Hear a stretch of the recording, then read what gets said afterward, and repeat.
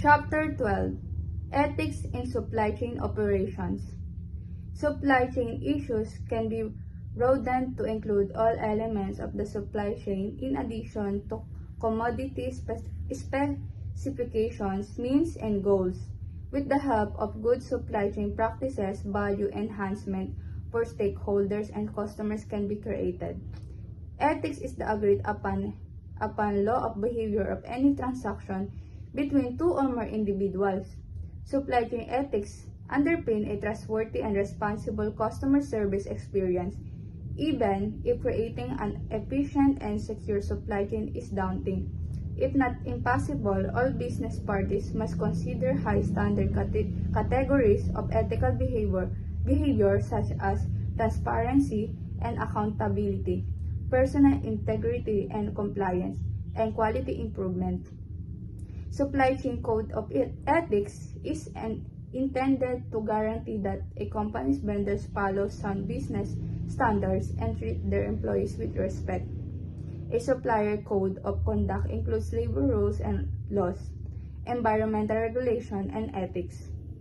A producer may face some ethical issues during the process of supply chain project.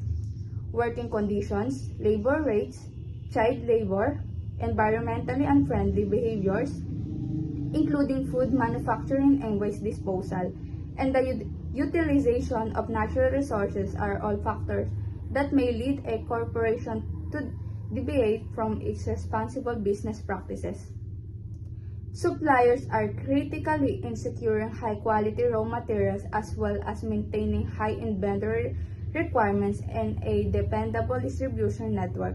On the other hand, certain vendors maintain poor inventory control conditions or the accuracy of products procured is lower, all for the purpose of reducing costs and getting profit margins, which contribute to trust issues.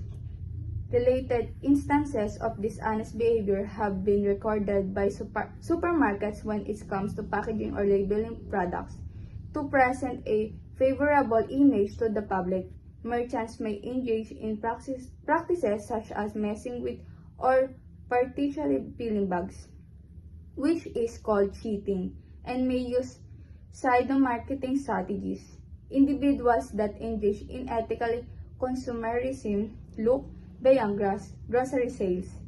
They are worried not only about themselves and the possible harm that product usage, consumption may trigger, but they also have a stronger moral consciousness that unites people for all walks of life regardless of culture, creed, nationality, or country.